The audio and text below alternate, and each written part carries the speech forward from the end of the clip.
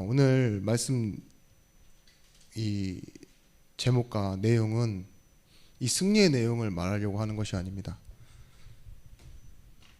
승리 안 해도 됐을 뻔했는데 왜 싸움이 시작됐냐 이거죠. 우리의 모습입니다. 때때로 우리는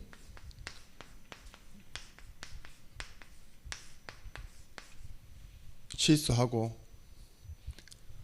세상에는 사람에게는 이용당하는 모습이 있어요.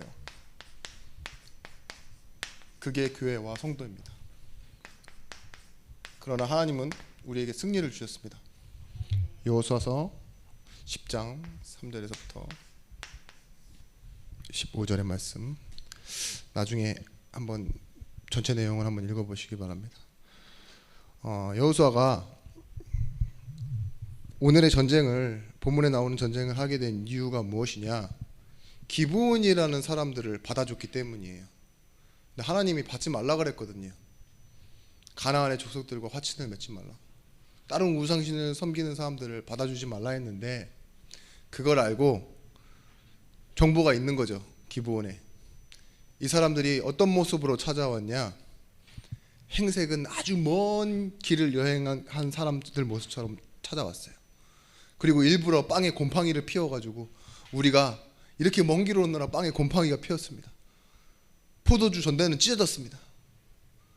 허름스름한 모습으로 이렇게 찾아와가지고 우리를 받아달라, 당신들의 하나님이 하시는 일들을 우리는 보았다, 보았지 않냐? 우리는 지금 입고 있는 이 낡은 옷이 전부다, 우리를 불쌍히 여겨달라. 그랬을 때 여호수아가 오늘 9장 14절 말씀 한 번만 읽고 시작하도록 하겠습니다. 여호수아 9장 14절.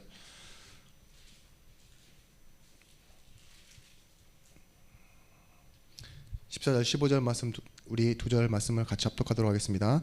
무리가 그들의 양식을 취하고는 어떻게 할지를 여호와께 묻지 아니하고, 여호수아가 곧 그들과 화친하여 그들을 살리라는 조약을 맺고 회중 족장들이 그들에게 맹세하더라.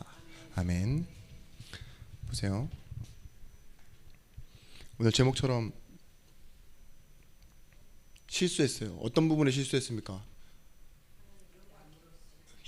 하나님 앞에 기도하여 묻지 아니하고 그냥 당연한 듯이 있죠.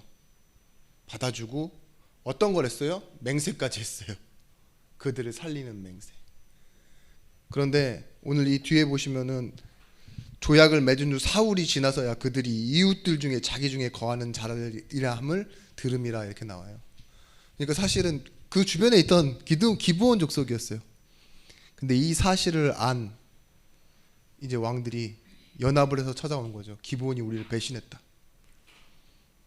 화가 나서 쳐들어오는 거예요. 그래서 오늘 전쟁이 벌어집니다. 왜 여호수아가 이 기브온을 받아줬을까요?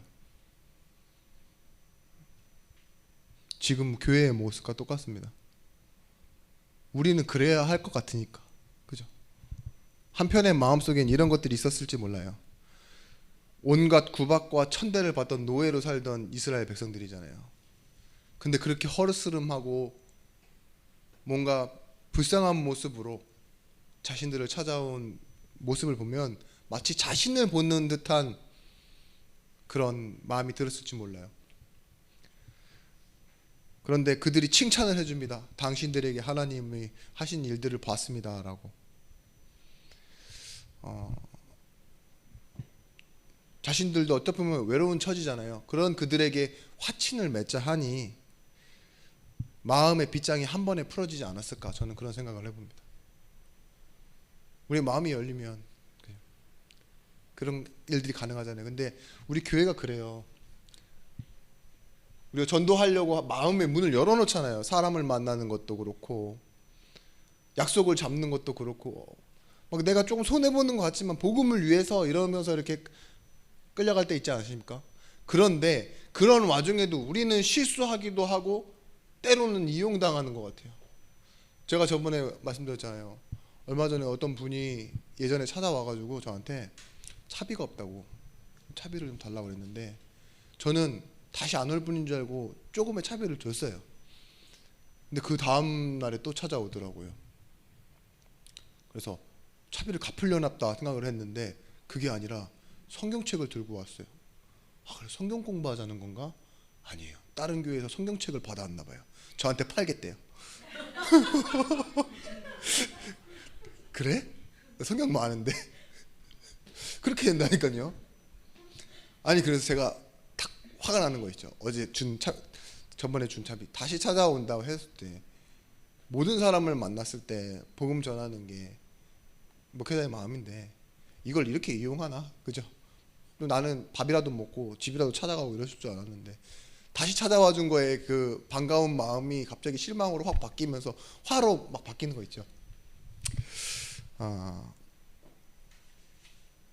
그 어린 나이에 유학 간 사람들 중에 좀 안 좋은 쪽으로 빠지는 그런 사례가 많아요. 케이스가 뭐 그 외에도 어린 나이에 이렇게 범죄에 연루되거나 이런 사람들의 특징이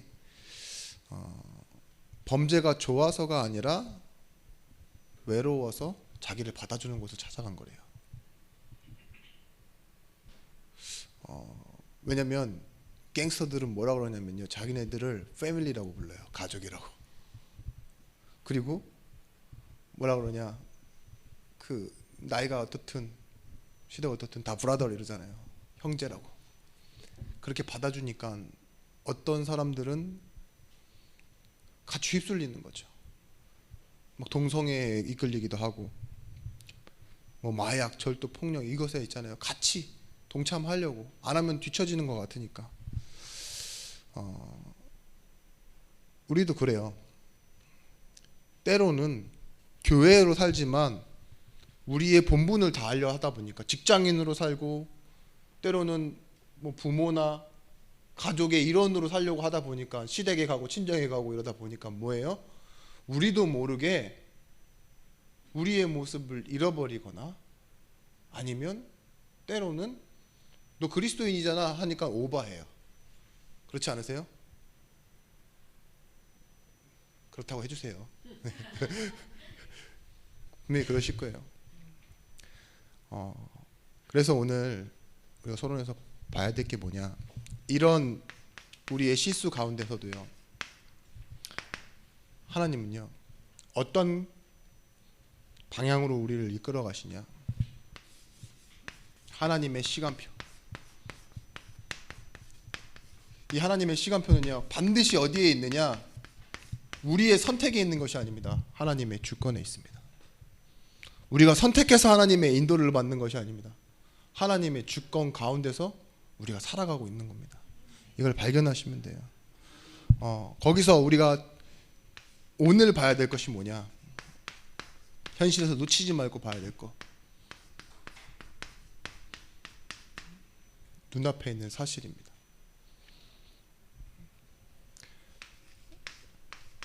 분명히 이 현실은요 지금 눈앞에서 벌어진 그냥 큰 사고일 뿐만이 아니에요. 문제일 뿐만이 아니에요. 과거 속에 있었던, 역사 속에 있었던 뭐예요? 진실은 따로 있습니다. 우리는 이걸 또 알 필요가 있어요. 그래서 어떤 사람들은 이렇게 얘기해요. 꼭 사실이 진실은 아니라고. 왜 그렇게 얘기하냐? 이 과거의 내용을 다 놓고 보잖아요. 그러면 오늘에 있는 사실이 꼭 맞지 않다는 거죠. 우리가 알고 있는 것과 다르게.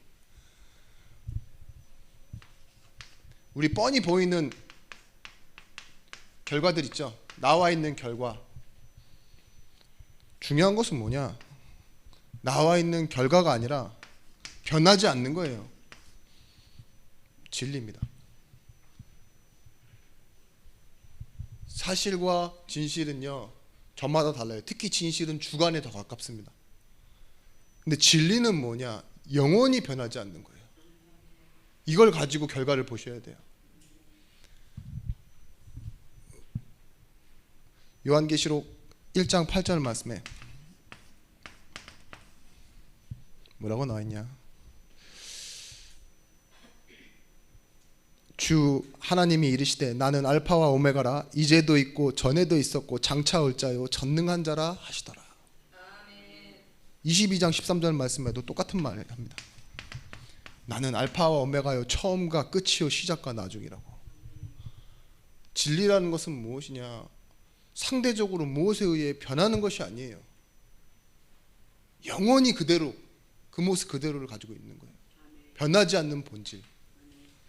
자, 이 모습으로 볼 때 때때로 우리는 실수하고 이용당하는 것은요 사실이고 진실입니다. 그렇죠? 그런데 그런 우리에게 변하지 않는 진리는 뭡니까? 우리가 실수해도 이용당해도 하나님이 함께 하세요. 오늘 우리가 뒤에 읽은 9장 말고 앞에 읽은 10장 말씀 보세요. 전무후무한 역사 가운데 여호와의 말씀이 뭐라고 해요? 여호수아 혼자 실수한 것처럼 보여요. 책임을 져야 되는 문제처럼 보인다니까요. 그런 선택을 했으니까. 기브온 우리로 숨어들었고, 그런데 하나님의 말씀의 진리는 뭐라고 그래요? 기브온을 살리래요. 그리고 나가서 싸우래요. 여호와가 그들과 함께한 그날에 승리했다고 나와 있어요. 우리 성도 속지 마십시오. 실수하고 이용당하는 것에. 아까 우리 찬양 인도할 때 우리 지사님도 얘기했지만 우리는 세상에 어떠한 형태를 바꿔서 보이는 것이 막 바뀐다 이렇게 생각하지만 간단했잖아요. 안경 하나 바꾸면 색깔이 다 바뀌는 거. 그죠? 제가 어저께 이제 말씀 준비하면서 이게 글을 하나 읽는데 그 글 중에 내용이 뭐냐? 우리나라가 이제는 북한을 증오하다가 혐오하는 것으로 바뀌었대요. 북한을 혐오하기 시작했대요. 그 말이 뭔지 아십니까? 증오와 혐오의 차이 뭔지 아세요? 증오는 나보다 강한 상대를 향해 내는 분노가 증오래요. 근데 혐오는요, 나보다 아주 연약하고 약하다고 생각하니까요, 무시하고요, 싫다고 하는 거 있죠. 꺼림직해 하는 거. 그게 혐오예요. 우리는 지금 북한이 예전에는 80년대까지만 해도 우리랑 비슷했잖아요. 그러니까 그때는 증오였고 지금 우리가 너무 잘 살게 되니까 시선이 바뀌었다는 거죠. 혐오로. 뭘 말씀드리고 싶냐? 우리의 눈이요, 지금 하나님의 자녀라는 눈으로, 예배자라는 눈으로, 전도자라는 눈으로 사람과 사건과 문제를 만약에 보지 않는다면요, 매일 사실에 급급한 삶을 살아가게 돼요. 진실이 무엇이냐 이걸 따지는 갈등과 공방과 어떤 싸움 있죠. 갈등. 거기 있게 된다니까요. 저 가끔 여기 계시는 분들 듣는 말씀을 듣다 보면요, 누가 하는 말이 맞고 누가 하는 말이 틀리다가 아니에요. 맞을 때도 있고 틀릴 때도 있죠. 맞는 때가 더 많으신 게 많은 것 같아요. 그렇지만 뭐예요? 진실 공방이에요. 진실 공방. 내 자녀가 나한테 이렇게 얘기했는데 이 얘기를 이렇게 하시는 이유는 뭐예요? 내가 틀렸니? 내가 맞았니? 내 자녀가 좀 이상하니? 아니면 좀 이렇게 물어보는 거잖아요. 그죠? 뭐예요? 내가 약할 때 있고 내가 강할 때 있다니까요. 여호와께 묻지 않고 할 때는요, 이 눈앞에 있는 기브온 족속들이 자기에게 이렇게 와서 하는 요청에 속았어요. 그런데 지금 뭐예요? 싸움을 할 때만큼은 여호수아는 어느 편에 서 있습니까? 하나님의 말씀을 붙잡고 서 있잖아요. 5 왕이 연합해서 쳐들어오는데도요, 물러서지 않아요. 도망가는 그들을 향해 뭐라고 외칩니까? 해와 달아 멈춰라 이렇게 얘기해요. 오늘 여호수아의 실수입니까? 아니면 하나님의 계획입니까? 하나님의 계획이에요. 사람들은 다 그렇게 얘기해요. 이 진실 앞에서 인과율, 원인이 있고 결과가 있다. 여기에 계속 빠지시면 되니까 누가 원인이다, 그게 사실에 급급한 사람이 문제만 생기면 제가 뭐 잘못했어, 제가 잘못했어, 저 사람이 잘못했어. 사람한테도요, 막 내가 너를 싫은 이유가요, 네가 잘못해서야. 매일 이런 식으로 탁. 여러분의 구조는요, 뭐라 그러죠? 불신 구조. 신앙 구조가 아니라 불신 구조, 사실적인 구조. 내가 그렇게 받아들일 수밖에 없나 봐요. 우리가 그렇게 돼 있는데 보세요.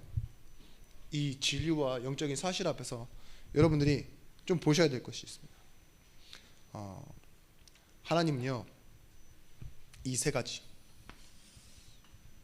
가운데 어떤 길을 주셨냐?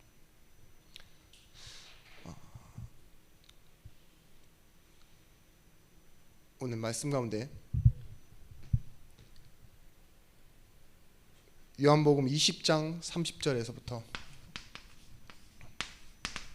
31절 말씀에 30절에서부터 31절 말씀 31절 말씀에 이렇게 말씀하십니다. 예수께서 제자들 앞에서 이 책에 기록되지 아니한 다른 표적도 많이 행하셨으나 오직 이것을 기록함은 너희로 예수께서 하나님의 아들이 그리스도이심을 믿게 하려 함이요 또 너희로 믿고 그 이름을 힘입어 생명을 얻게 하려 함이라. 하나님이 성경을 왜 기록하느냐? 믿도록이요. 그리고 생명을 힘입어 그리스도를 힘입어 생명을 얻도록 그렇게 말하고 있습니다. 사실에 묶여있는 사람들, 사실에 급급해 살아가고 있는 제자들에게요, 하나님이요, 하나님의 의도를 나타내세요. 그걸 뭐라 그러냐? 사실에 나타난 하나님의 비밀.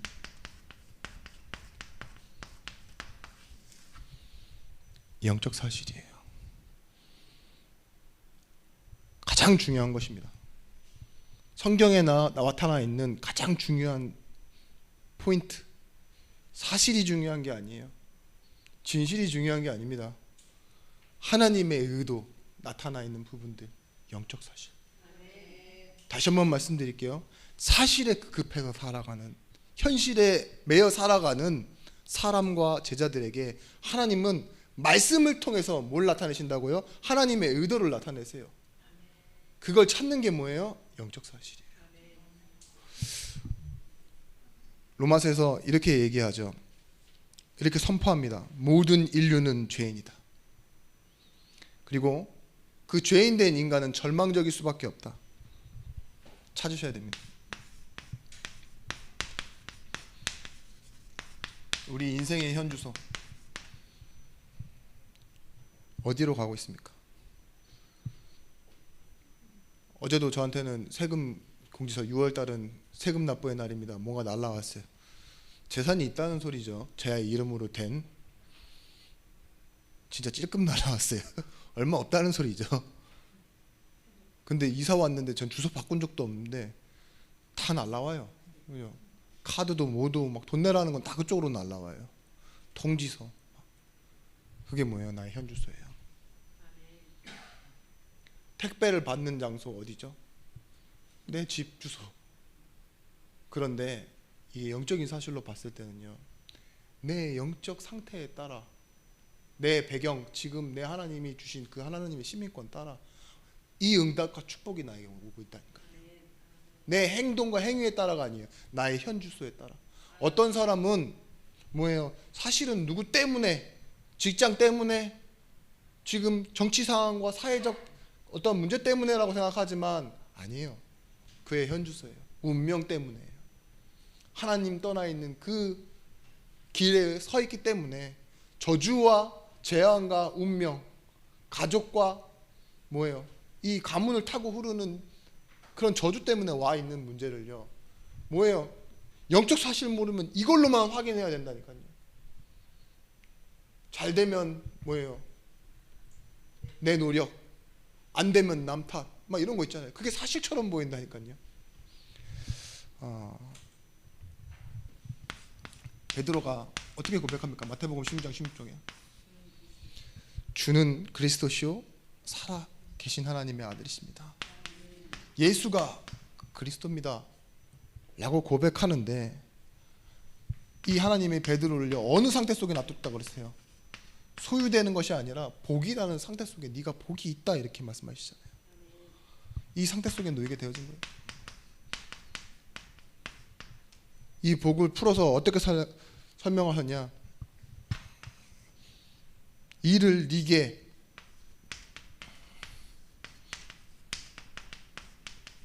알게 하심은 네 노력도 아니고 네 행위도 아니고 하늘에 계신 내 하나님이다.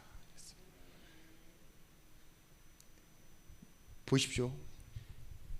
베드로가 지금 뭔가 믿고 확신 있게 말하는 고백같이 보이지만요, 그게 사실이가 아니고 그게 진실이 아니에요. 하나님이 보이신 영적 사실은 뭐예요? 지금 그 고백을 하는 베드로에게 탁 펴서 말씀하시는 거예요. 이를 네게 알게 하신 이는 뭐예요? 하늘에 계신 내 아버지시니라. 너는 베드로라. 이 반석 위에 내가 내 교회를 세울 것이다. 음부의 권세가 너를 이기지 못할 것이다. 이렇게 얘기하잖아요. 영접하는 자, 곧 그 이름을 믿는 자들에게 하나님의 자녀가 되는 권세를 주신다고 하셨습니다. 누가복음 16장 19절 말씀에 뱀과 정갈을 밟는 권세를 우리에게 주셨다고 하였습니다. 그리고 모든 원수의 능력을 제어할 권세를 너에게 주셨으니 너희를 결단코 해할 자가 없으리라. 이렇게 말씀하셨어요. 그러나 이 모든 일에 우리를 사랑하시는 이로 말미암아 우리가 넉넉히 이긴다 그랬어요. 로마서 8장 39절 말씀에 장래일이나 권세자들이나 그 어떤 것도 우리를 이길 수 없다고, 하나님의 사랑에서 끊을 수 없다 그랬습니다. 그게 하나님 자녀에게 주신 권세예요. 세상을 이기는 권세를 우리에게 주셨다니까요.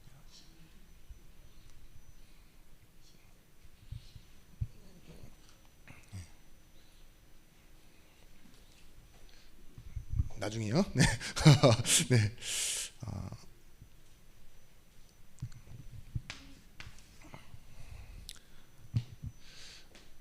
하나님이 우리에게 어떤 열쇠를 주셨다고 그러냐?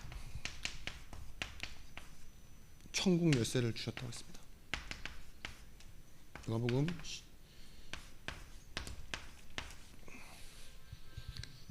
10절. 그러나 귀신들이 너에게 항복하는 것으로 기뻐하지 말고 너희 이름이 하늘에 기록된 것으로 기뻐하라 하시니라. 우리는 귀신의 권세를 내어 쫓는 권세도 있지만 하늘에 우리의 이름이 기록되어졌대요.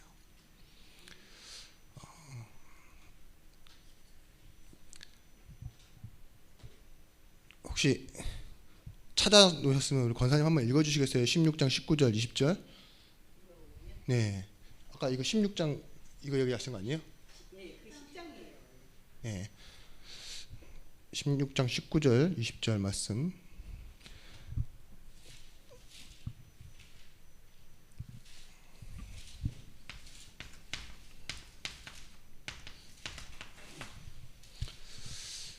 우리는 이 믿음을 가지고 어디로 가냐? 또 다른 세계로 들어갑니다. 새로운 세계로 들어가는 겁니다. 사도행전 7장 2절 말씀에 뭐라고 나와있냐? 여러분 부형들이여 들으소서. 우리 조상 아브라함이 하란에 있기 전 메소포타미아에 있을 때 영광이 하나님이 그에게 보였으며 아버지가 죽음에 하나님이 그를 거기서 너희 지금 사는 이 땅으로 옮기셨느니라. 지금 바울이 말하고자 하는 것이 무엇이냐? 이 영적 사실을 말하고 있는 겁니다. 아브라함이 아무것도 모를 때, 자기에게는 원인도 없고 이유도 없는데 하나님이 시작하셨대요. 메소포타미아라는 곳에 하란 땅에 있을 때 하나님이 불러내셔서 지금 이 가나안으로 오게 하는데, 우리가 지금 속국되어져 있지만 사도행전에 나와 있는 이 유대인으로 살아가고 있는 이유가 뭐냐? 믿음의 조상 아브라함, 그 때문이다라고 말하고 있는 거예요. 내가 바리새인이요 이러고 말하고 있는데 뭐라고 얘기했어요? 지금 바울은요, 지금 자기 자신을 이 영적 사실 가운데, 나는 하나님의 계획 가운데 있던 사람이다. 히브리인이라는 말이 뭡니까? 강을 건너온 사람이란 말이에요. 그리고 다시 돌아가지 않는다는 거잖아요. 그런 것처럼 지금 하나님이, 바울이 말하고 싶은 사실은 뭐예요? 지금 현재의 나가 아니라 하나님의 계획 속에 있던 나, 이걸 말하고 있어요. 믿음을 가진 자는요, 오늘의 내 모습으로 살지 않습니다. 내 인생 하나만을 놓고 사는 게 아니에요. 뭐예요? 하나님 지금까지 이루셨던 것, 그리고 앞으로 이루어 가실 것, 그걸 바라보며 살아가고 있는 겁니다. 제가 지난번에 한번 드린 적 있잖아요. 윌리엄 해밍턴 셔라고. 이분이 6.25에 참전했는데요, 원래는 1922년에서 평양에서 태어난 선교사님의 아들이에요. 평양에서 태어났고 한국에서 자랐어요. 그러다가 이제 공부하러 다시 미국에 간 거죠. 얼마나 공부를 잘했는지 하버드 대학교 철학과를 다니고 있었는데 졸업을 박사과정 4개월 남겨놓고 4개월에서 8개월 정도 남겨놓고 한국에 6.25 전쟁 터졌다는 얘기 듣고요. 내 조국에 전쟁이 났는데 나는 더 이상 있을 수 없다고 그러면서 포기하고 한국으로 와요. 그런데 이 한국 전쟁에 참전할 때 그 사람의 계급이 대위였어요. 어디서 죽었냐? 9월 22일 은평구 녹번동에서 서울 탈환 작전하다가 죽었거든요. 이 사람이 했던 일이 뭐냐? 메가더 장군 옆에서요 통역했던 사람이에요. 인천에 대해서 잘 알고 있고 자기가 한국 사람이라고 생각하고 있던 사람이죠. 그래서 이 사람이 어떻게 했냐? 결국은 죽었지만 이 후대들도 그대로 남았어요. 부인이 이화여대 교수로, 아들은 서울대 법대 교수로, 손자는 오산 공군장교로 임관했어요. 가족 전체 있죠. 조상, 아버지 평양 선교사, 자기 순교한 선교사, 그리고 자녀들 다 그대로 남아서 보이지 않는 역사 이면에는요 하나님의 사랑을 알고 그것을 전달한 사람들이 있었습니다. 지금 해군 사관학교에 1994년도에 세워놨는데요, 이 윌리엄 해밍턴 셔의 흉상이 있어요, 실제로. 그리고 그 사람이 했던 일들을 적어놨다니까요. 제가 왜 이 한 사람 얘기를 드리느냐? 저는 현실과 사실을 보고 살아가는 사람, 내 인생에 정말 비전과 미래를 보고 욕심을 가지고 살아가는 사람이라면 그럴 수 없다고 생각해요. 근데 하나님의 계획과 역사 앞에 선 사람, 그걸 믿고 하나님 주권 따라가는 사람이라면요, 자기보다 못 사는 나라임에도 불구하고 내 학위보다 어떻게 그 전쟁에 참여할 생각을 하겠습니까? 선교사면 선교해야지, 문 전쟁에 나와서 총을 쏴야, 이런 생각을 어떻게 할 수 있을까요? 뭐예요? 하나님의 계획에 붙들린 사람이라면 그렇게 할 수 있어요. 믿음의 세계를 가지고 또 다른 세계를 보는 사람이라면 그렇게 할 수 있어요. 어제 말씀 이렇게 훈련받는데 지나가는 말에 그렇게 들렸어요. 렘넌트가, 우리 후대가 이렇게 누구를 보면서 시험 들 거 그런 거 걱정하지 말라고. 그리고 렘넌트에게 직접 얘기해. 후대에게 뭐라고 얘기하냐?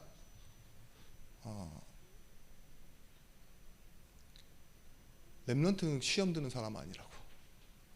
보십시오. 제자는 어떤 사람들입니까? 하나님의 제자잖아요. 제자가 막 신앙 떨어지고 믿음 떨어지고 그렇게 되는 게 말이 안 되죠. 제자는 하나님이 세우신 사람이에요. 남은 자잖아요. 어떤 문제와 어떤 많은 것들이 지나간다 해도요, 그 자리에 남아있을 사람이에요. 그래서 우리는 이 현주소 가운데 정체성을 회복하시면 돼요.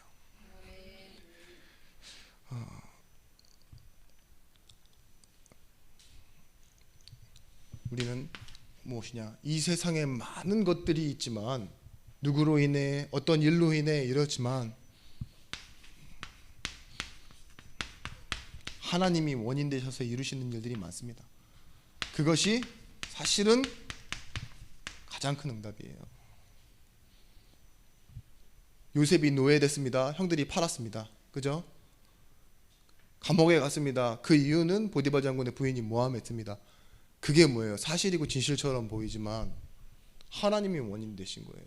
창세기 50장 20절의 말씀에 얘기하잖아요. 많은 생명을 구원하시기 위해. 이 가운데 이 응답받는데 가장 필요했던 건 다른 것이 아닙니다.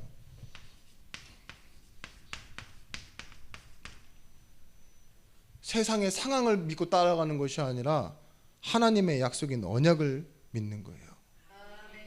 이 언약 때문에 많은 상황이 흔들리더라도요, 거기에 대해서 힘이 나오는 거예요. 영적 싸움할 수 있는 힘.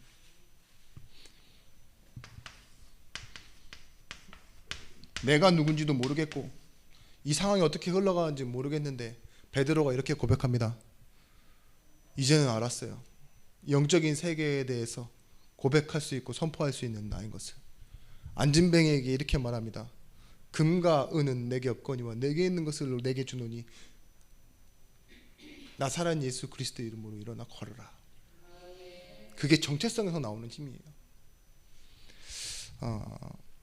원래는 소녀의 말에도 두려워하고 떠나갔던 그였지 않습니까? 사도행전 26장 27절에서부터 28절 말씀에 바울이 이렇게 고백합니다. 한때는 핍박자로 살았던 때가 있지만 지금은 뭐예요? 핍박을 받고 감옥에 갇혔어요. 그리고 온 회중 앞에서 지금 아그리빠 왕 앞에 섰습니다. 바울이 뭐라고 합니까? 아그리빠 왕이여 선지자를 믿으시나이까? 믿으시는 줄 아나이다. 바울이 이르되 말이 적으나 많으나 당신뿐만 아니라 오늘 내 말을 듣는 모든 사람도 다 이렇게 결박된 것 외에는 나와 같이 되기를 원합니다. 내가 쇠사슬에 묶인 것 외에 뭐예요? 당신이 나와 같이 되기를 원합니다. 자기를 찾은 거예요. 하나님이 주신 나의 것, 나의 현장을 찾아간 거죠. 오늘 일부 말씀 때도 나왔죠. 사무엘상 17장 29절 말씀에 사실은 다윗이 아예 얘기를 한 거예요. 어찌 이유가 없겠습니까? 이 말은 뭐예요? 너희는 이유를 모르지, 이 소리가 아니에요. 사실을 보고 진실을 보면 나는 어린아이고, 그죠? 어쩔 수 없고 영문 없이 이 자리에 있는 것 같지만 그게 아니다. 하나님과 맺어진 언약이 있어요. 기름 부음 받은 날, 그죠? 그 눈으로 저 지금 하나님을 모욕하고 이스라엘을 모욕하는 골리앗을 봤을 때요, 지나칠 수 없는 거예요. 그게 다윗의 이유예요. 어찌 이유가 없겠습니까? 그게 다윗의 정체성이라니까요. 정체성에서 나오는 이유를 찾으셔야 돼요. 상황이 가져다주는 이유를 찾으시면 반드시 우리는 다른 행동을 해야 됩니다. 사람의 말을 듣다 보면요, 우리는 이미 얇은 귀가 굉장히 펄럭펄럭할 수밖에 없죠. 어디론가 날아갑니다. 그 귀가 펄럭펄럭 하다가. 그런데 그 이유가 아니에요. 하나님 주신 이유. 바울이 이런 거예요.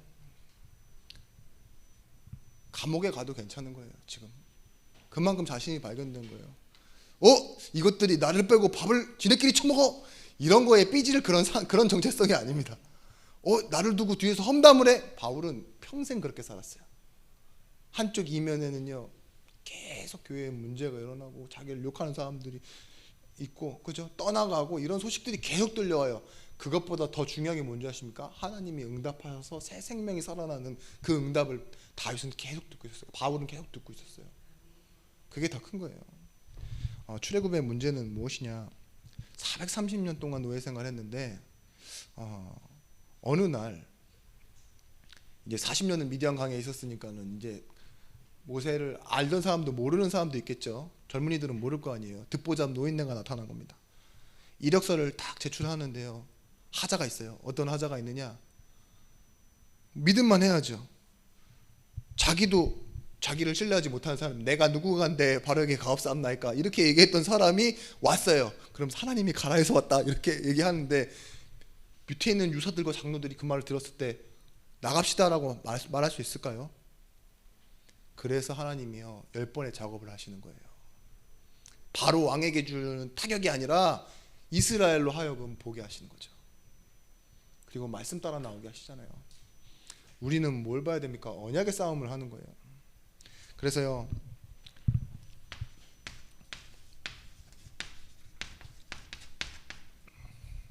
이 정체성을 가지고 있으면 하나님의 역사를 보게 됩니다. 그들이 이스라엘 앞에서 도망하여 베토론 비탈에서 내려갈 때 여호와께서 하늘에서 큰 우박 덩어리를 아세가까지 이르기까지 내리심에 그들이 죽었으니 이스라엘의 손에 칼에 죽은 자보다 우박에 죽은 자가 많았더라. 하나님 이미요 치시기 시작했어요. 승리하게 하신다니까요. 그 하나님의 역사가 결국은 우리에겐 승리예요. 내가 말해서 막 열심히 해서 얻은 보상은요, 큰 성공이 될 수 없습니다. 우리가 졌어도 죽었어도 승리해요. 하나님이 역사하셨으면. 이는 여호와께서 이스라엘을 위하여 싸우셨습니다. 여러분 고백하세요. 해와 달아 멈춰라. 이유가 없으니까 멈추겠죠. 근데 불신앙을 멈추는 싸움이에요. 죄가 멀어지네, 성공과 멀어지네, 내가 편안함과 멀어지네, 이렇게 느낄 수 있어요. 그때 말씀 듣고요, 멈춰라 얘기하세요. 내 영혼을 향해 여러분들이 선포하는 시간이 필요해요. 기도하실 때요, 다윗이 고백했잖아요. 내 영혼아 주님을 송축하라, 내 영혼아 주님을 찬양하라. 그게 어디서 나오는 겁니까? 내 정체성과 이 권세 가운데서 나오는 거라니까요. 그러면요, 이 배경 가운데 나를 찾고 이제는요 조금만 인생 편집하시면 돼요. 어떻게? 응답받는 시스템으로. 나중에 가면은요, 일하던 사람이 일을 계속하는 것보다요, 기업화되어지고 점점 일이 커질수록요, 시스템이 일을 하게 만들도록 바꿔나가야 돼요. 우리 교회는 어떤 사람이냐?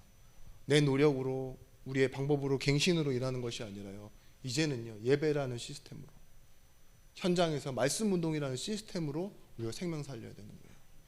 그러기 위해서 우리의 행위와 열심을 가지고 하는 전도 말고 하나님의 약속을 가지고 하는 전도를 여러분들이 꼭 회복했으면 좋겠어요. 그게 전도 캠프입니다. 말씀 가지고 하는 전도 운동. 베드로전서 2장 9절 말씀에 뭐라 합니까? 너희는 왕같은 제사장이요 거룩한 나라요. 우리는 이 일을 할 수 있는 사람들입니다. 마가복음 10장 29절 말씀에 하나님은 참새 한 마리도 하나님의 계획 가운데 두시고 시간표 가운데 두시고 모든 것을 입히시고 먹이시고 책임지세요. 근데 설마 우리겠습니까? 하나님 모든 것을 우리에게 준비하셨습니다. 그 일을 위해 이뤄가고 계십니다. 그래서요, 때로는 실수하고 우리가 이용당하는 것처럼 보이고 그냥 허무한 시절을 보내는 것처럼 보이지만 그 가운데 하나님 뭐가 있어요? 작정하심이 있어요. 그 작정하신 것을 이루어 가시는 지금 일하고 계신 하나님을 보고 섭리하시는 하나님이라고 말합니다. 오늘 내 행동, 어떤 사람들의 모습이 중요한 게 아닙니다. 그러면 우리에게 응답, 사람, 그리고 이 미래라는 응답을 보는 눈이 바뀌어지게 되어 있습니다. 마태복음 10장 1절 말씀에 예수께서 그의 제자들에게 모든 악한 것을 치유하고 귀신을 내어쫓는 권세를 주셨다 그랬어요. 9절 말씀에 너희 전대의 금, 은, 동을 갖지 말라 그랬습니다. 왜냐? 하나님 주실 거니까. 여행을 위하여 배낭이나 지팡이나 두보옷, 옷, 신발, 지팡이를 가지지 말라. 10절 말씀. 왜요? 하나님이 책임지실 것이기 때문에. 어떤 성이나 마을에 들어가 사람을 찾아내라고 하십니다. 하나님이 예비하신 사람이 있으니까 찾아내라고 하시는 거예요. 사람은요, 그 사람의 내는 부정의 개념을 이해하지 못한대요. 그런 말 들어보셨습니까? 부정의 개념을 이해하지 못한다고. 부정을 계속 말해서는요, 바꿀 수가 없대요. 하지마, 하지마, 하지마 이렇게 해서요, 사람은 바뀌는 존재가 아니래요. 그걸 이해하지 못하는 뇌를 갖고 있대요. 그래서 어떻게 해야 되느냐? 다른 거 해라고 해줘야 된대요. 그래야 이해하기 시작한대요. 뇌가 그렇대요. 예를 들면 그렇습니다. 권사님, 식탁에서 밥 먹지 말아요. 이러면요, 내가 하던 대로 식탁에서 계속 밥 먹으니까요. 근데 그렇게 말하는 것보다, 하지 말라고 말하는 것보다, 이제는 저쪽 소파에서 밥을 드세요. 이렇게 하면 그때부터 뇌가 활성화되는 거예요. 비행기 운전하는 그 파일럿들이 훈련을 어떻게 하느냐, 이렇게 한대요. 장애물을 보호하고 피하지 않게 한대요. 장애물을 피한다 이러면요, 장애물을 가서 부딪히는 경우가 많대요.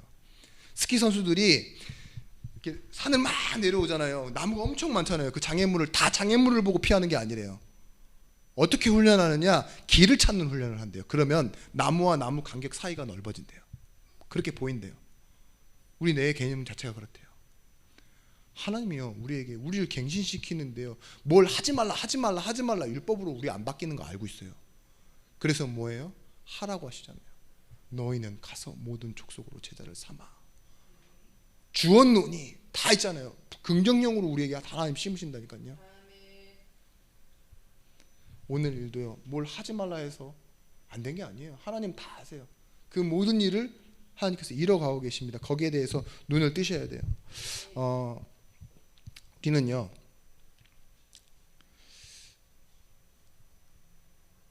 지금 뭔가 되어진다 안 되어진다라고 말할 수 있어요. 어떤 사람들 그렇게 얘기해요. 하나님 입장에서는 뭐예요? 하나님의 입장에서 성령의 인도는 점진적 완성이에요. 내가 한 만큼 이뤄가시는 게 아니라 하나님이 계획하신 만큼 하나님은 충분히 이뤄가고 계세요.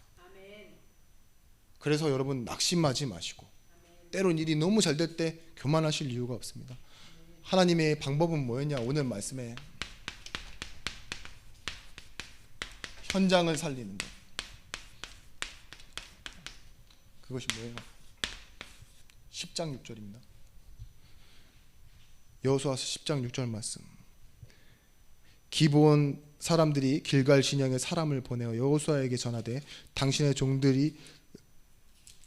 종들을 돕기를 더디하지 마시고 속히 우리에게 올라와 우리를 구하소서. 산지에 거주하는 아모리 사람의 왕들이 다 모여 우리를 치나이다 하매. 하나님이 이 기브온 사람들을 어떻게 하시냐? 나중에요, 이들을 살려놨는데요, 보세요. 인본주의였으면 오히려 배신하고 막 있잖아요. 오히려 그쪽 딴 데로 붙을 수도 있잖아요. 아니에요. 나중에 바벨론 포로되고 몇백 년 만에 귀환해서 돌아오는데요, 이 기브온 족속들이 그 사이에 500명이나 껴 있었어요. 그리고 뭐 하는 줄 아십니까? 성전 재건운동이에요. 9장 보시면요, 이 말씀을 적는 그 와중에도요, 9장 27절 말씀에 그날에 여호수아가 그들을 여호와께서 택하신 곳에서 회중을 위하여 여호와의 제단을 위하여 나무를 패며 물을 깃는 자들로 삼았더니 오늘까지 이르니라. 레위 지파가 해야 하는 일들을 돕는 기브온 족속이었어요, 사실은. 그죠? 거짓말하고 찾아온 사람들처럼 보이잖아요. 우리의 이 연약한 틈을 파고들어 우리를 이용하고 자기네들이 살아남는 사람들처럼 보였죠. 근데 하나님은요, 기브온 살리라고 말씀하세요. 왜? 맹세했기 때문에, 언약했기 때문에. 지금 우리 교회도 성도도 똑같은 모습이에요. 손해보고 사셔도 됩니다.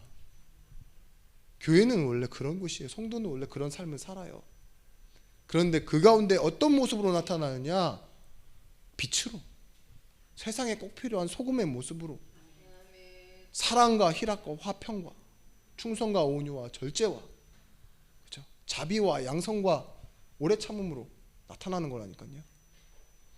우리는 현장을 살리는 증인입니다. 그래서요, 모든 것을 하나님의 계획과 연결시키십시오. 그렇게 기도하시면 돼요.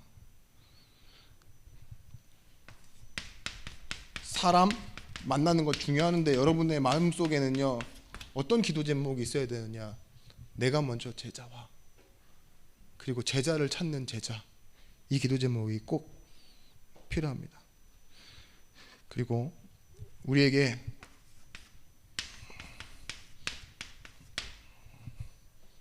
이 모든 일은 복음을 누리는 우리의 발판이 되어져야 돼요.